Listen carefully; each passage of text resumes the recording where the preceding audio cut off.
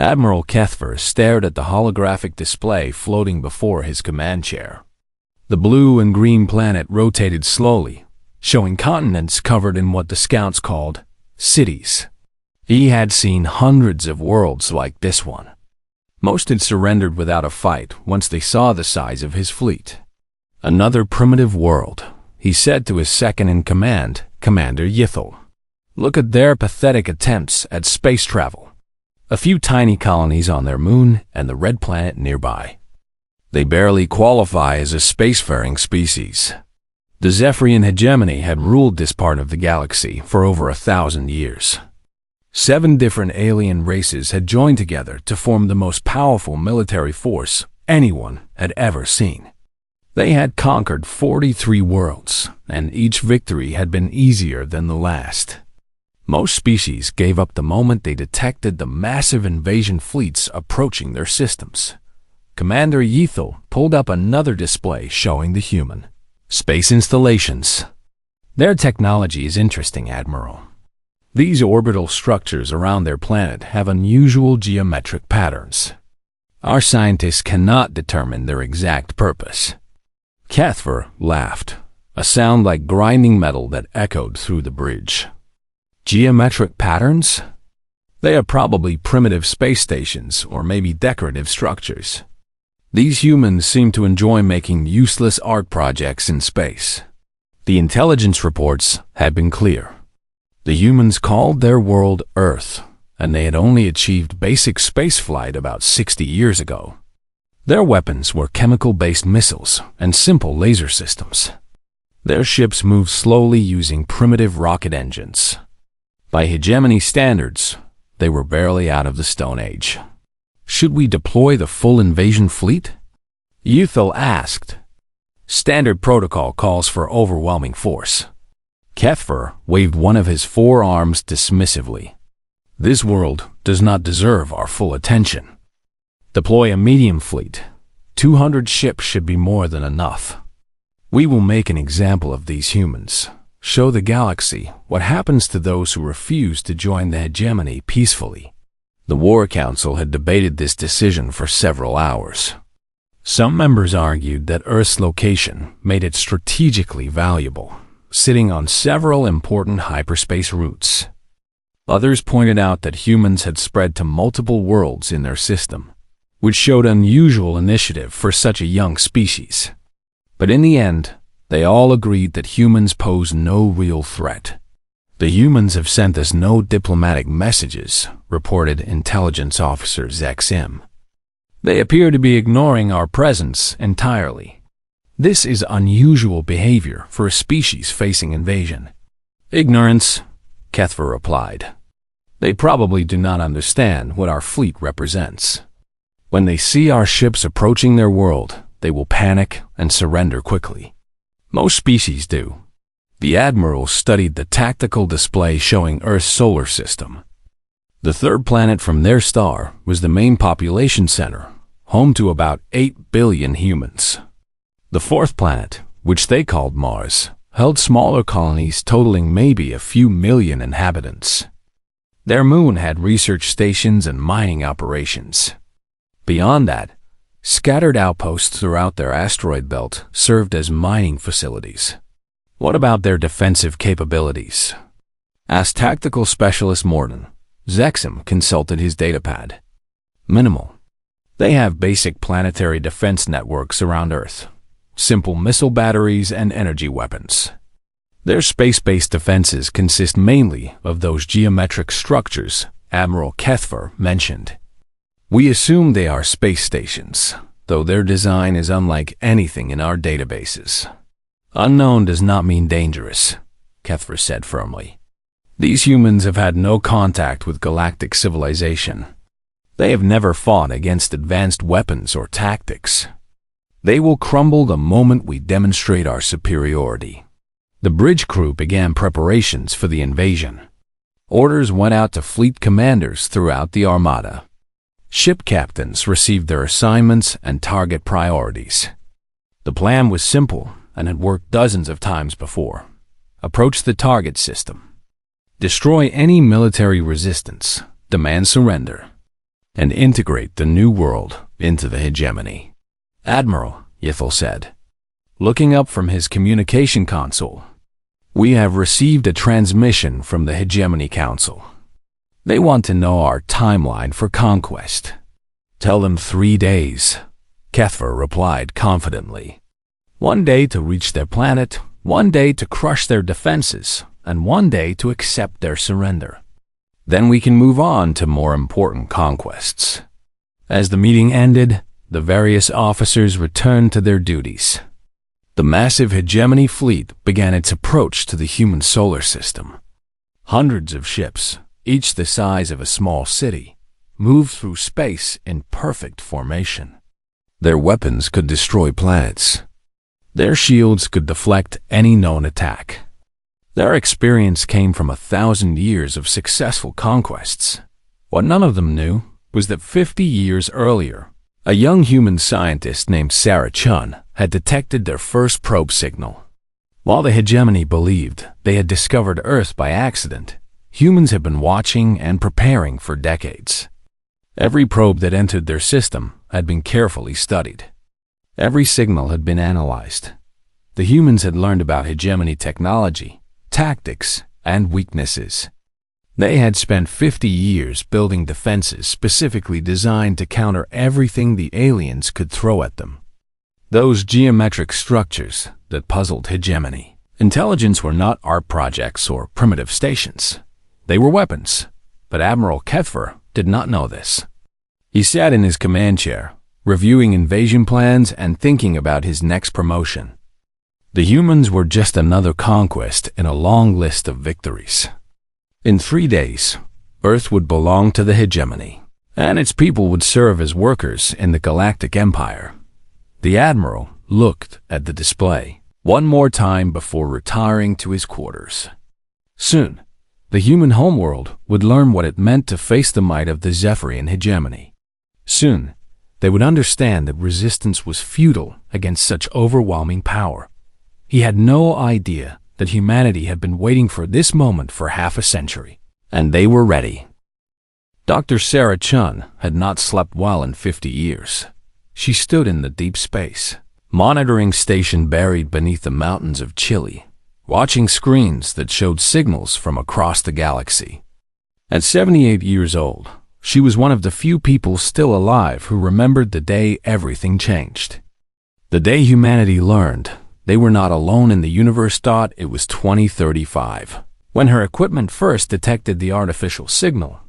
She was only 28 then, a young scientist excited about the possibility of finding alien life. The signal was weak, barely noticeable among the background noise of space. But it was definitely artificial, too organized, too purposeful to be natural. Dr. Martinez, she called to her assistant. Come look at this. That signal turned out to be a probe from something called the Zephyrian Hegemony. Sarah and her team spent months decoding it, learning their first terrifying lesson about the galaxy. Earth was not surrounded by friendly neighbors waiting to welcome humanity to the stars. Instead, they lived in a cosmic neighborhood ruled by conquerors. The probe data revealed the locations of conquered worlds, battle records, and invasion plans. The Hegemony had destroyed dozens of civilizations. They showed no mercy to species they considered primitive. Their method was always the same: send massive fleets, demand surrender, crush any resistance, and enslave the survivors. Sarah brought her findings to the United Nations immediately. The revelation that hostile aliens existed and might eventually find Earth created the biggest secret in human history. World leaders held emergency meetings. Military commanders studied alien battle tactics. Scientists analyzed every piece of data they could decode. President Morrison of the United States spoke for all of humanity when he said, "We cannot let panic destroy our civilization. But we also cannot ignore this threat. We must prepare, and we must do it in secret." Thus began Project Damocles, the most ambitious and secretive program in human history. Dr. Elena Vasquez had been a young naval officer when the project started. Now, At 55, she commanded all of humanity's hidden defenses from a base carved into the asteroid series. She remembered the early days when everyone thought the task was impossible. How could a species that had barely reached its own moon defend against aliens who controlled half the galaxy? The key is not to fight them the way they expect, General Thompson had explained during the first planning meetings. These aliens have conquered dozens of worlds using the same tactics. They rely on superior technology and overwhelming numbers. But they have one weakness. They expect all species to fight the same way. Humans decided to be different.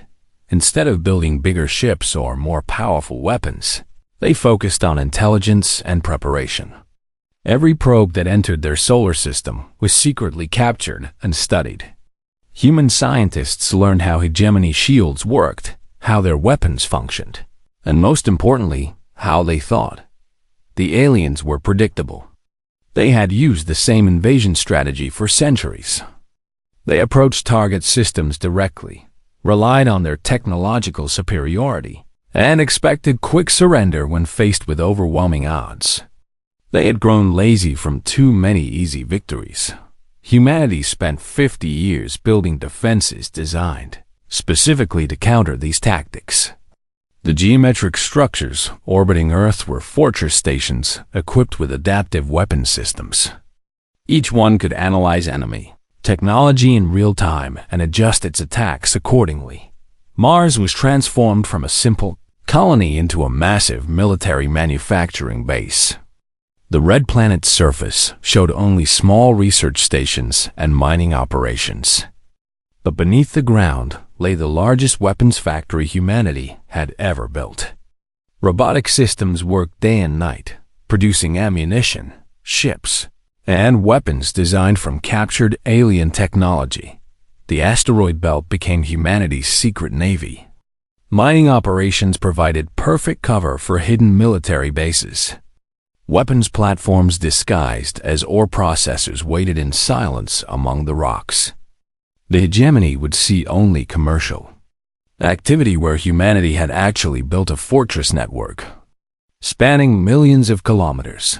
But the most ambitious part of Project Damocles was the Soulmet, a quantum communication system that connected every human defense installation.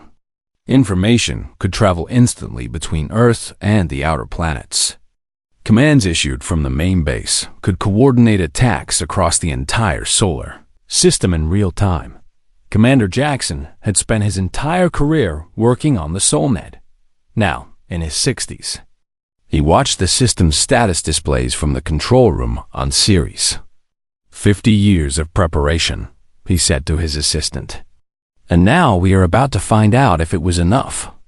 The plan was brilliant in its simplicity.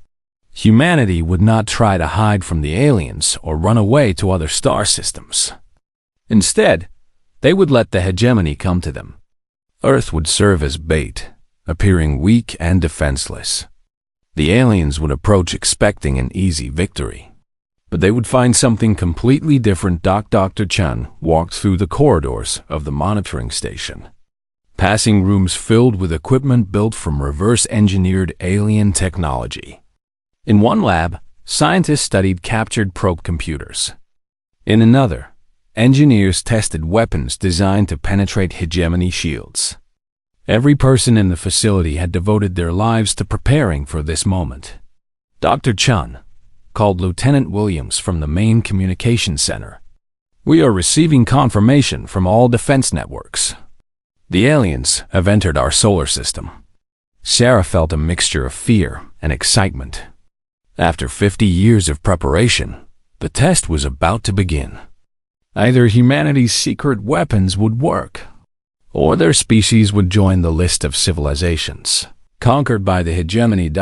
She thought about all the people who had worked on Project Damocles over the decades. Thousands of scientists, engineers, and military personnel who had dedicated their lives to this moment. Many had died without ever knowing if their work would matter. Others had spent entire careers on projects they could never discuss with their families. Alert Admiral Vasquez, Sarah said. Tell her the moment has arrived. Elena Vasquez received the message in her command center deep within Ceres. Around her, dozens of officers monitored displays showing the approaching alien fleet. 200 ships, each larger and more powerful than anything humanity had ever built openly.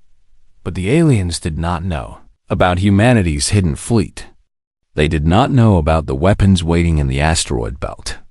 They had no idea that their every move was being tracked and analyzed by systems designed specifically to counter their tactics. All stations report ready, announced their communications. Officer Admiral Vasquez looked at the tactical display one more time. The hegemony fleet was approaching Mars. Soon, they would discover that humanity was not the primitive species they expected to find. Admiral Kethfer stood on the bridge of his flagship as the hegemony fleet emerged from hyperspace at the edge of the human solar system. 200 massive warships spread out in perfect formation, their hulls gleaming with the deadly beauty that had terrorized dozens of worlds. Sensors detect the human colonies on the fourth planet, reported his tactical officer. Estimated population 2 million. Minimal defensive installations visible. Excellent, Kethfer replied, settling into his command chair. We will destroy their Mars colonies first, show them what resistance costs. Then they will surrender their homeworld without a fight. The alien fleet moved steadily toward Mars, engines glowing like small stars.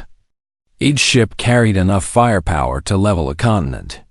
Their shields could withstand nuclear weapons. Their sensors could detect enemies from millions of kilometers away. This had always been enough. But on Ceres, Admiral Elena Vasquez watched different displays that told a different story.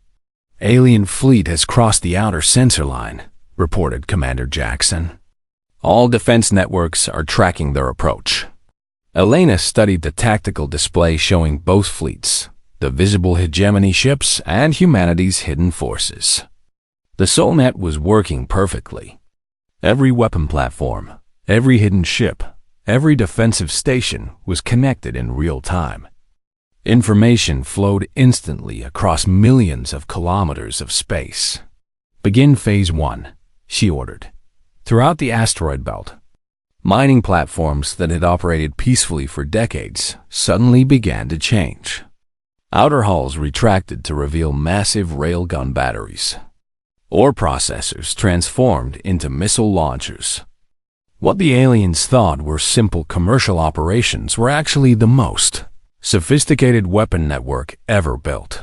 The hegemony fleet continued toward Mars, completely unaware that they were flying into a trap 50 years in the making. Admiral, reported Kethfer's sensor operator, we are detecting some unusual activity in the asteroid belt. Several mining platforms appear to be repositioning. Kethfer barely glanced at the report, probably evacuating their workers. These humans are starting to panic as they realize what is about to happen to them. On Mars itself, the small research stations and mining facilities that dotted the planet's surface were also changing. Hidden panels opened to reveal weapon emplacements. Underground factories that had secretly operated for decades began sending their products to the surface. Thousands of small ships rose from concealed hangar bays, each one designed specifically to fight hegemony vessels. Captain Sarah Mitchell commanded one of these ships from a base beneath Olympus Mons. Her fighter was only 50 meters long, tiny compared to the alien dreadnoughts, but it carried weapons that no one in the galaxy had ever seen before. All Mars defense squadrons, prepare for engagement, she announced over the communication system. Remember your training. Hit fast, adapt quickly, and trust the net. The hegemony fleet was now only minutes away from Mars orbit. Admiral Kethfer prepared to order the bombardment of the human colonies when his tactical officer made a disturbing report. Sir, I am detecting massive energy signatures throughout this system. The readings do not match any known human technology. Impossible, Kethfer replied. human technology is primitive. Your sensors must be malfunctioning. But the readings were accurate. Hidden throughout the solar system, humanity's secret weapons were powering up. Quantum torpedo launchers that existed in multiple dimensions simultaneously. Gravity bomb arrays that could create localized space distortions. Adaptive shield systems that learned from each attack and adjusted their defenses accordingly. Admiral Kethfer came a transmission from one of the hegemony scout ships. We are detecting what appears to be a massive defensive network throughout this system. These humans may not be as primitive as we thought. Before Kethfer could respond, the trap was sprung. The battle began when the alien fleet crossed an invisible line in space, the orbit of Mars. At that exact moment, every human weapon in the solar system fired simultaneously. Railgun projectiles, traveling at significant fractions of light speed, struck the hegemony ships before their sensors could even detect the attacks. The projectiles were made from materials reverse-engineered from alien hull plating, designed to punch through their specific type of armor. Quantum torpedoes phased directly through the alien shields as if they did not exist. The weapons existed in multiple dimensions, allowing them to bypass any defense that operated in normal space. Each torpedo carried a small fusion warhead that detonated inside enemy ship hulls. Shields down on multiple vessels. Screamed Kethfer's tactical officer. How are they penetrating our defenses? Gravity bombs created localized distortions in space-time around clusters of hegemony ships. The massive alien vessels, designed to operate in normal gravity, were crushed by forces that twisted space itself. Hulls that could withstand nuclear weapons crumpled like paper when space itself turned against them. But the most devastating attack came from humanity's fighter squadrons. Thousands of small ships launched from hidden bases throughout the system, each one controlled by advanced artificial intelligence that could adapt faster than any organic. Captain Mitchell's fighter squadron engaged a hegemony cruiser that was 10 times larger than all her ships combined. But her vessels carried adaptive weapons that analyzed enemy defenses in real time and modified their attacks accordingly. Target their shield generators, she ordered her AI systems. Calculate optimal attack patterns. The AI responded by firing weapons that shifted frequency and targeting parameters mid-flight. The alien cruiser's shields, designed to stop conventional attacks, could not adapt fast enough to counter weapons that changed their properties every few seconds. "Admiral," shouted Kethfer's communications officer, "we are losing ships faster than our computers can track. These humans have weapons we have never encountered." The hegemony fleet tried to retreat, but humanity had prepared for that possibility too. Hidden throughout the system were ships equipped with gravity well generators, devices that prevented faster than light travel in local space. The alien fleet was trapped until every ship was destroyed. Admiral Kethfer watched in growing horror as his mighty fleet was systematically dismantled by enemies he had dismissed as primitive. These humans fought unlike any species the hegemony had ever encountered. They did not rely on superior technology or overwhelming numbers. Instead, they used intelligence, preparation, and weapons specifically designed to counter hegemony tactics. "How is this possible?" he demanded. "They are supposed to be a primitive species." His science officer, studying the tactical data, provided a terrifying answer. "Admiral, these weapons are designed using our own technology. They know exactly how our ships work. This is not a desperate defense. This is a trap that has been planned for decades." The battle lasted exactly 17 minutes. When it ended, 200 hegemony warships were destroyed, their debris scattered across the space between Mars and the asteroid belt. Not a single human vessel was lost. Admiral Kethfer's flagship was the last ship remaining. His communication systems were barely functional, his weapons destroyed, his crew dead or dying. With his final transmission, he sent a warning that would change the galaxy forever. Hegemony Command. This is Admiral Kethvar. The invasion of Earth has failed. These humans, they are not what we thought. They knew we were coming. They were ready. The entire fleet is lost. The transmission ended as quantum torpedoes tore through his ship's hull on Ceres. Admiral Vasquez watched the tactical display show the complete destruction of the alien fleet. 50 years of preparation had paid off. Humanity had won its first battle against galactic civilization, but they had done more than just survive. They sent a message that would spread throughout the stars. Earth was not defenseless. Humanity would not surrender, and anyone who tried to conquer them would discover that humans had turned their greatest strength, their predictability, into their greatest weakness. Ambassador Trillin of the Crystalline Collective had lived for over 600 years. In all that time, she had never received a report that made her question everything she knew about galactic civilization. She read Admiral Kethvar's final transmission again, her crystalline form shimmering with disbelief. The Zephyrian Hegemony Fleet, 200 of their most advanced warships, had been completely destroyed by a species that had barely achieved interstellar travel. It was impossible. It had to be some kind of mistake. Send a probe to the human solar system immediately, she ordered her aide. I need to see this destruction for myself. Across the galaxy, similar reactions were occurring in the councils of every major power. The Void Dancers, ancient beings who controlled dark matter technology, emergency assembled their ruling collective. The Hive Confederation, a merger of insectoid species spanning thousands of worlds, recalled their expansion fleets to defend their core territories.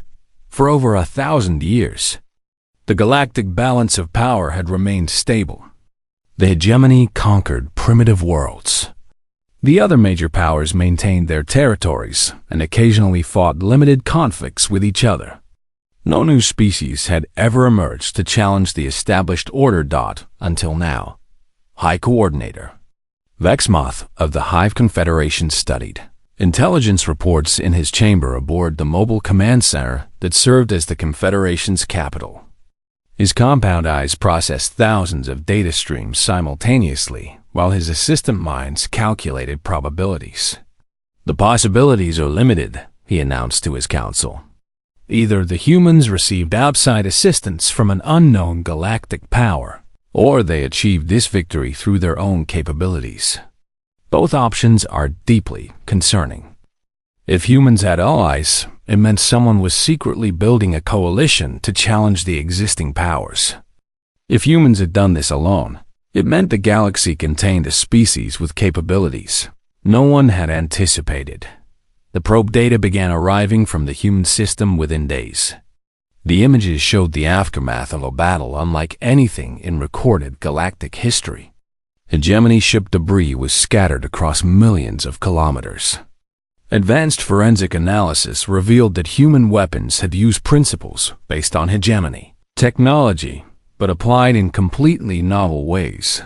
Most disturbing of all, the probe detected no evidence of massive human casualties or infrastructure damage. This had not been a desperate last stand where a primitive species threw everything into one final battle.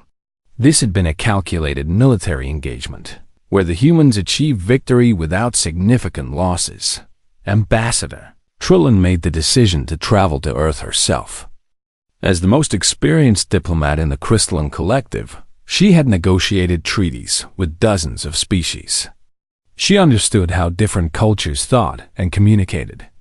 But she had never encountered anything like this. Her diplomatic ship emerged from hyperspace at the edge of the human solar system, broadcasting standard peaceful contact protocols in 17 galactic languages. The response came immediately in perfect crystalline standard. Welcome, Ambassador Trillin. This is Admiral Elena Vasquez of the Soul Defense Network. We have been expecting diplomatic contact and are prepared to receive your visit." The ambassador felt a chill run through her crystalline matrix. They knew her name. They knew her species. They spoke her language perfectly. These humans had been monitoring galactic communications for years, learning about every major power while remaining hidden themselves. Elena Vasquez met the ambassador in a conference room aboard Ceres Station. The human appeared unremarkable, middle-aged, average height, wearing a simple military uniform. But her eyes held an intelligence that made Trillin uncomfortable. This was someone who had planned and executed the destruction of the galaxy's most feared military force. "Ambassador," Elena said, gesturing to a chair designed specifically for crystalline physiology, "we appreciate your willingness to make first contact under these circumstances. Please, make yourself comfortable." Trillin settled into the chair, noting that humans had somehow obtained detailed information about her species' physical requirements. "Admiral Vasquez, I must admit that your species has surprised the galaxy. Our intelligence reports suggested that humans were a primitive civilization barely capable of interplanetary travel." Elena smiled, an expression that Trillin found both friendly and unsettling. "We encourage that impression, Ambassador. For 50 years, we have worked very hard to appear less capable than we actually are." 50 years? Trillin's voice resonated with harmonics that expressed shock. "You have known about galactic civilization for 50 years? We detected hegemony probe signals in 2035, Elena explained calmly. "Since then, we have been monitoring galactic communications, studying alien technology from captured probes, and preparing for the inevitable contact." The hegemony invasion was not unexpected. It was planned for. The ambassador processed this information with growing amazement. While the galaxy's powers had dismissed Earth as an irrelevant primitive world, humans had been conducting the most sophisticated intelligence operation in galactic history. "Your weapons," Trillin said carefully. "Our scientists have analyzed the debris field. Your technology appears to be based on hegemony systems, but applied in ways we have never seen before." "We learned from studying their probes," Elena replied. "Hegemony technology is impressive, but it is also predictable. They have used the same basic designs for centuries. We built our defenses specifically to counter their known capabilities." Over the following days, Ambassador Trillin toured human facilities throughout the solar system. What she found challenged everything the galaxy believed about technological development and military strategy. The humans had not simply copied alien technology. They had studied it, understood its principles, and then developed entirely new applications. Their weapons were not more powerful than hegemony equipment. They were more intelligent. Their defenses did not rely on stronger shields. They relied on adaptive systems that learned from each attack. Most impressive of all was the SolNet itself. The quantum communication system allowed instant coordination across their entire solar system. No galactic power had ever achieved this level of integration over such distances. "How many of your people were involved in this project?" Trillin asked during a tour of the Mars manufacturing facilities. "All of them," Elena replied simply. "When your species faces extinction, everyone contributes. We had farmers growing food for scientists, teachers educating engineers, artists designing camouflage for our installations. Project Damocles was not a military program. It was a species-wide survival effort." The ambassador reported her findings to the Galactic Council in a session that lasted 3 days. Representatives from every major power listened in stunned silence as she described human capabilities.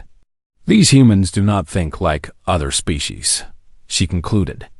"They do not rely on superior technology or overwhelming force. They study their enemies, identify weaknesses, and exploit them with surgical precision. They turn the hegemony's greatest strength, their technological superiority, into a weakness by preparing specifically to counter it." The implications were staggering. Every major power began reassessing their military strategies. If humans could destroy a hegemony fleet through superior planning and preparation, what could they do against other galactic civilizations? But humans were also offering something the galaxy had never seen before, an alternative to the endless cycle of conquest and subjugation. When other diplomatic ships arrived at Earth, human leaders presented a proposal that shocked everyone. "We invite all species to join us in a mutual defense alliance," announced President Chun, Dr. Sarah Chun's daughter, who now led Earth's government.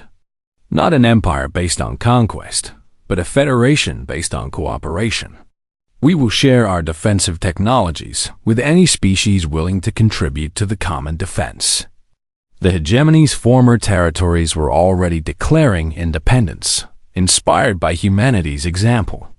Dozens of species that had been conquered centuries ago began rebelling, using human-supplied weapons and tactics. The ancient order of galactic civilization was crumbling, replaced by something completely new: Ambassador. Trillin found herself in the unprecedented position of negotiating with a species that had emerged from obscurity to reshape galactic politics in a matter of weeks. As she prepared for another meeting with human leaders, she reflected on the most important lesson her visit had taught her. The galaxy had been so focused on conquering the past that they had failed to notice someone building the future, and that future belonged to humanity. 6 months after the Battle of Mars, the galaxy was a completely different place. Fleet Admiral Elena Vasquez stood before the newly formed Galactic Council, no longer as a representative of an unknown species, but as the leader of the most influential military force in known space. The council chamber, located on the neutral world of Kepler Station, buzzed with representatives from hundreds of species. Many of these representatives had never been allowed to speak in galactic politics before. They came from worlds that had been conquered by the hegemony, species that had spent centuries as slaves or second-class citizens. Now they sat as equals, thanks to the protection offered by humanity's soul accords. "The age of conquest through superior force is ending," Elena announced to the assembly. "Humanity offers a different path: security through cooperation, strength through diversity, and peace through preparedness." The Soul Accords had become the most important document in galactic history. Unlike previous treaties that divided territory between major powers, the Accords established principles that changed how civilizations interacted. Any species could request protection from aggressive expansion. In return, they would contribute to their own defense and help protect others. The Crystalline Collective had been the first major power to sign the Accords. Ambassador Trillin, now serving as their permanent representative to Earth, had convinced her people that cooperation with humanity was better than competition. The Void Dancers had followed, intrigued by human adaptive technologies that complemented their dark matter manipulation abilities. Even the Hive Confederation, after months of careful negotiation, had agreed to limited partnership. High Coordinator Vexmoth had concluded that human strategic thinking could help his species achieve their expansion goals without constant warfare. But the most dramatic change came from the former hegemony territories. 43 worlds that had been conquered over the centuries declared independence within weeks of the Mars battle. Human advisors helped establish democratic governments. Human engineers shared defensive technologies. Human diplomats mediated disputes between newly free species. The Zephyrian remnants, the few hegemony forces that survived the collapse, found themselves in an impossible position. Their empire was gone, their military scattered, their authority vanished. Some groups tried to continue conquest operations, but they discovered that human-equipped defenders were far more effective than the poorly armed species they had conquered before. President Maria Chun addressed the Galactic Council from Earth via quantum communication link. As the daughter of Dr. Sarah Chun, she understood better than anyone how far humanity had come from those frightening early days of Project Damocles. 50 years ago, we learned that the galaxy was a dangerous place, she said to the assembled representatives. We could have hidden or run away to distant stars, or tried to avoid contact with galactic civilization. Instead, we chose to prepare. We chose to become strong enough to defend not just ourselves, but others who needed protection. The human approach to galactic politics was unlike anything seen before. Instead of claiming territory or demanding tribute, they focused on building relationships and sharing knowledge. Human scientists worked with alien researchers to develop new technologies. Human military advisors trained local defense forces. Human diplomats helped resolve conflicts that had lasted for centuries. Dr. Sarah Chun, now 84 years old, watched the council session from her monitoring station in Chile. The facility that had once detected the first alien probe signals now served as the center of a galactic communication network. Dozens of species shared information about potential threats, technological developments, and diplomatic opportunities. Dr. Chun called her assistant, Lieutenant Martinez, the grandson of the man who had helped her decode that first probe signal so many years ago. We are receiving some unusual signals from beyond the galactic rim. The pattern is different from anything in our databases. Sarah felt a familiar combination of excitement and concern. Humanity had spent 50 years preparing for the hegemony. Now they were detecting signals from something else entirely, a new potential threat from unexplored regions of space. She smiled as she studied the data streams. This was exactly what she had hoped for when Project Damocles began.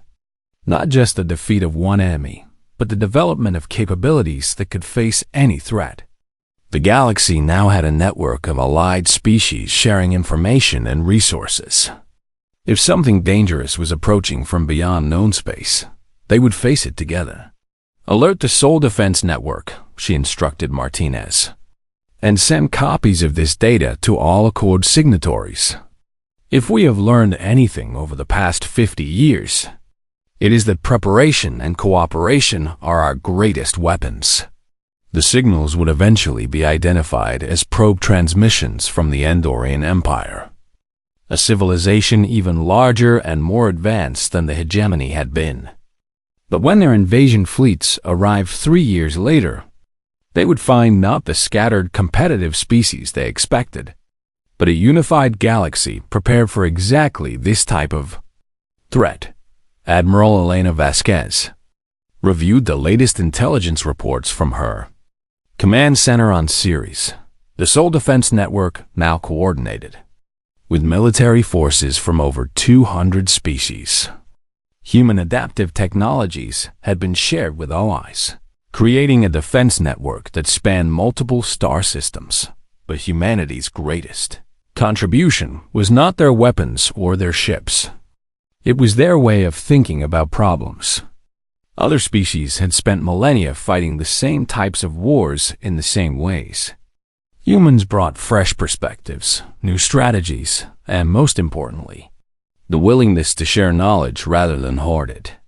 Admiral, reported Commander Jackson, now in charge of the expanded Galactic Monitoring Network, we have confirmation that the Rigel system has successfully implemented our defensive protocols. Their new installations are fully operational. Elena nodded with satisfaction. Rigel had been one of the first worlds liberated from hegemony control. 6 months ago, they had been slaves working in alien mining facilities. Now they operated some of the most advanced defensive systems in the galaxy, protecting not just their own world, but serving as a shield for several neighboring star systems. The transformation had not been easy. Some species struggled to adapt to cooperative thinking after centuries of authoritarian rule. Others found it difficult to trust former enemies who now sought alliance. Humanity had become not just military protectors but cultural mediators, helping different species learn to work together. as Elena prepared for another diplomatic meeting with potential new allies. She reflected on how much the galaxy had changed. The old order of conquest and subjugation was being replaced by something unprecedented. A voluntary alliance based on mutual benefit and shared defense. Dr. Sarah Chun made her final entry in the Project Damocles log that evening. The secret project that had consumed her life was officially concluded. Its goal was achieved beyond anyone's wildest expectations. Final report, she dictated to the computer. Project Damocles successfully defended Earth against alien invasion and established humanity as a major galactic power. More importantly, we have helped create a new model for interstellar civilization based on cooperation rather than conquest. The network we built to defend our solar system has become the foundation for galactic peace. She paused, looking out at the stars visible through the observation window of her mountain facility. Somewhere out there, new signals were being detected. New civilizations were making contact, and new challenges were emerging. But humanity was no longer facing the unknown alone. The greatest lesson we learned, she continued, is that our strength comes not from our weapons, but from our willingness to unite in the face of threats. We prepared for war by building something better than war itself. We built an alliance that makes conquest obsolete. As she finished her final report, Dr. Sarah Chun smiled. 50 years ago, a young scientist had detected a signal that terrified humanity. Now, an elderly woman watched as her species helped guide the galaxy toward a future no one had thought possible. The universe was still dangerous. New threats would always emerge from unknown regions of space. But humanity had proven that with preparation, cooperation, and determination, any challenge could be met. The galaxy would never be the same. And that was exactly what humanity had intended.